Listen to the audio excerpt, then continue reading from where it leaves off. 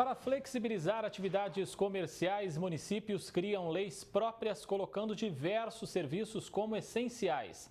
A medida vai além da fase de classificação do Plano São Paulo e permite que shoppings, escritórios, entre outras atividades, permaneçam funcionando. Ribeirão Preto já deu início a um projeto bem semelhante.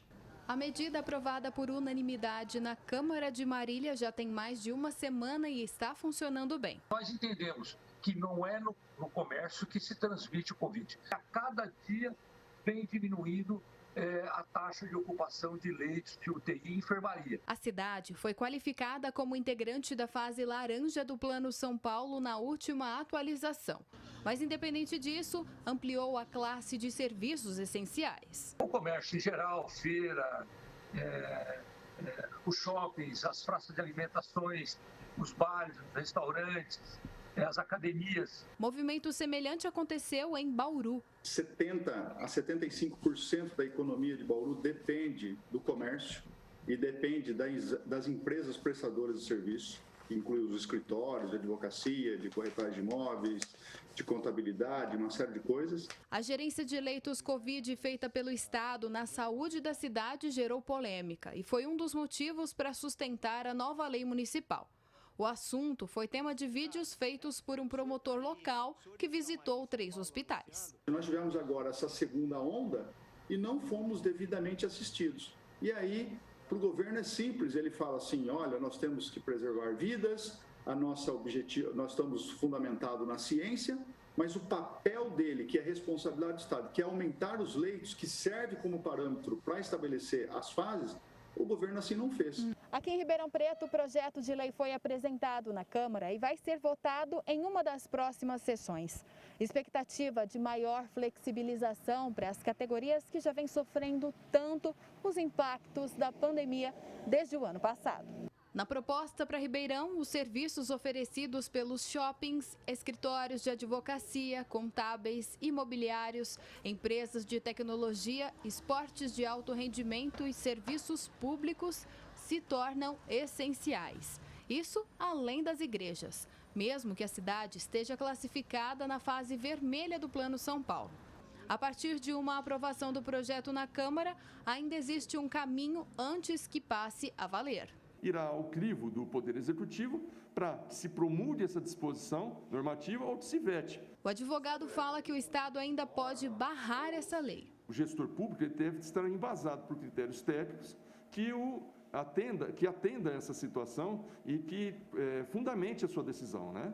O vereador sinaliza a preocupação com o índice de desemprego nas cidades do interior paulista, em frentes de trabalho que não estão sendo consideradas essenciais pelo plano do governo estadual. Ele, deixando de obter a renda, ele vai deixar de comprar alimentos e vai deixar de dar sobrevida à sua família. Então, essencial é aquilo que nós entendemos, nós temos que fazer uma análise da palavra essencial para cada cidadão. As cidades citadas na reportagem seguem insatisfeitas e intensificando a fiscalização nos protocolos sanitários. Se todos nós seguíssemos esse protocolo, tenho certeza que nós não teríamos aí uma alteração no nosso dia a dia, na nossa vida. Nós temos aqui uma infinidade de baladas aqui, que são os fluxos, que são os pancadões, que são as festas clandestinas. Isso sim transmite. Thaís Mantoani para o Jornal da Clube.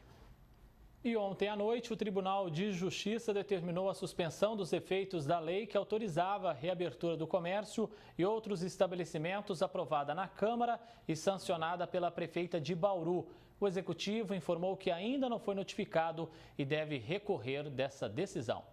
E para a gente falar mais sobre esse assunto, eu converso agora com a advogada Fabiana Barroso, ela que nos atende pela internet. Fabiana, desde o ano passado a gente tem mostrado então aí que alguns municípios têm sim enfrentado o governo do estado e lutado contra essas regras do Plano São Paulo. Agora a gente tem e vai vendo que esses exemplos vão se multiplicando. Isso é um fenômeno político e também jurídico. Ótima tarde para você. Boa tarde.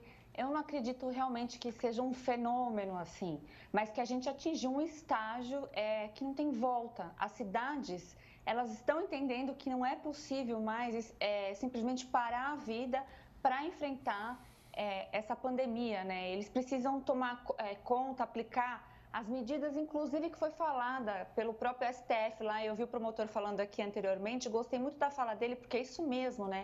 É preciso que tenha ato normativo do Poder Executivo, seja da cidade ou do governo, do Estado, para que explique o motivo do fechamento. E o que a gente está vendo é somente uma narrativa política agora no momento. E isso tem prejudicado a vida das pessoas. Doutora, interessante destacar que essas cidades que estão confrontando o governo do estado, elas geralmente contam aí com uma união entre prefeitura, a Câmara, entidades de classe e até mesmo, em algumas ocasiões, com o Ministério Público. Isso faz total diferença? Dá mais força na hora de brigar por alguma mudança? Faz toda a força, não é à toa que a nossa Constituição é organizada assim, dessa forma. Então, o Legislativo, ele acaba sendo a força até para respaldar positivamente ou negativamente os cidadãos dessas pequenas cidades que contam com uma Câmara pequena, né? O caso emblemático, acho que aí é de Mirandópolis, que sofreu a intervenção direta do governador João Dória no último final de semana. O prefeito Everton Sodário, através da Câmara dele lá municipal de 9 vereadores e nenhum do PSDB, né, ele enfrentou essa situação e Mirandópolis, ao que consta, não está sofrendo o que deveria pela pandemia, né? Agora, mais o que realmente conta é novamente essa narrativa política. Bem, tudo que o governo do estado tem feito diante do Plano São Paulo, ele faz por meio de decreto e não por lei. Qual que é o risco disso, doutora? Então, como está respaldado lá naquela lei que o STF depois aprovou, realmente fica faltando o que a lei lá exige, o ato normativo técnico. Então, esse decreto ele não está respaldado em ato normativo técnico. Então, fica aqui realmente a dica para que tantos os prefeitos e demais também as pessoas da população, elas judicializem.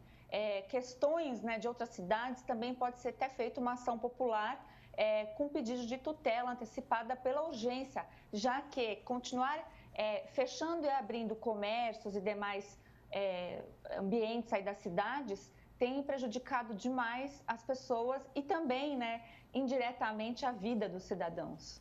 Bem, desde o começo de 2021, foram tantas atualizações no Plano São Paulo que o trabalhador, o empresário fica até perdido, né? Não sabe se abre, se fecha, se na segunda ele está funcionando e na sexta ele vai fechar. Isso fere o direito de liberdade, o direito individual de cada cidadão? Com certeza, eu sempre repito isso, fere não somente o direito constitucional de ir e vir, como outras garantias individuais que a Constituição também tutela, também fere algumas leis que estão no nosso Código Civil e eu aqui até ousaria dizer que cabe usar a nova, mas não tão nova lei, né, de abuso de autoridade. Doutora, a gente ouve de vários especialistas aí uma incoerência nessas regras do Plano São Paulo de flexibilização. Com tanto tempo, São Paulo continua ainda errando, a gente vê isso por alguns números da pandemia, não é? As mortes que continuam acontecendo, enfim. Falta o quê para mostrar que esse plano precisa ser questionado?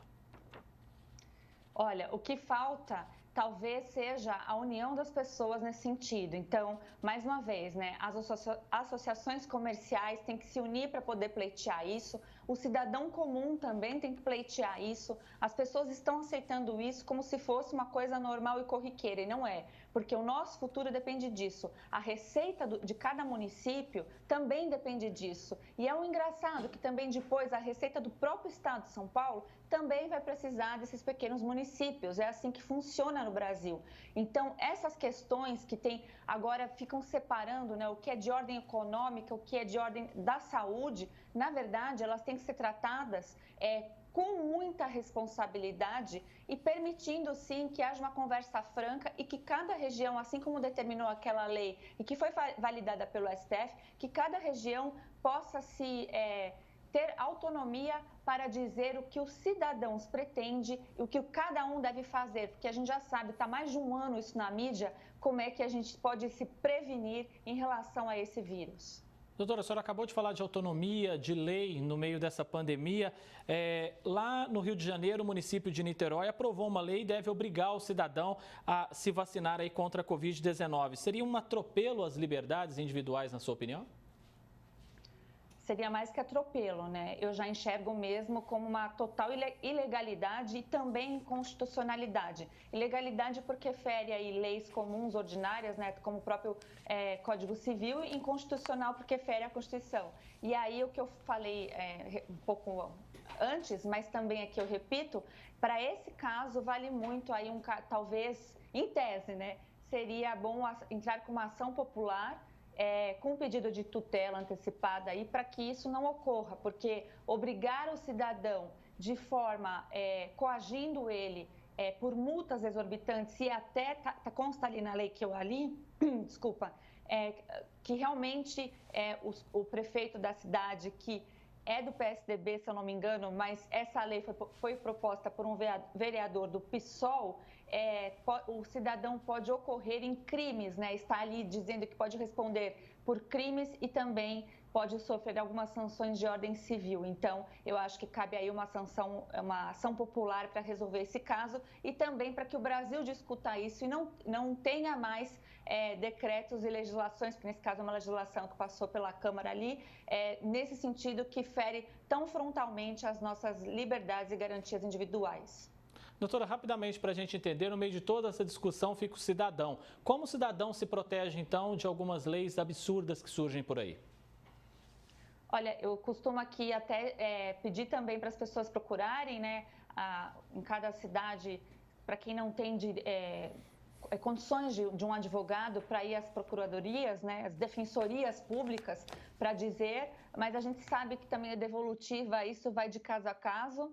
E também, assim, existem já movimentos de advogados que estão se unindo e disponibilizando petições gratuitas para a população, que você basta lá preencher, porque, assim, o judiciário ele tem que ser provocado desde a primeira instância em qualquer cidade para que isso seja levado a tribunais também e também para que isso acabe sendo notícia e a mídia paute o que o cidadão de fato está discutindo às ruas e não aquela narrativa que a gente cansa de ver, mas graças a Deus nesse jornal não é o caso, esse jornal realmente retrata a realidade.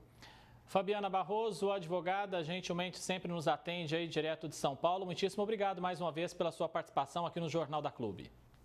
Eu que agradeço. Boa tarde. Boa tarde, até mais.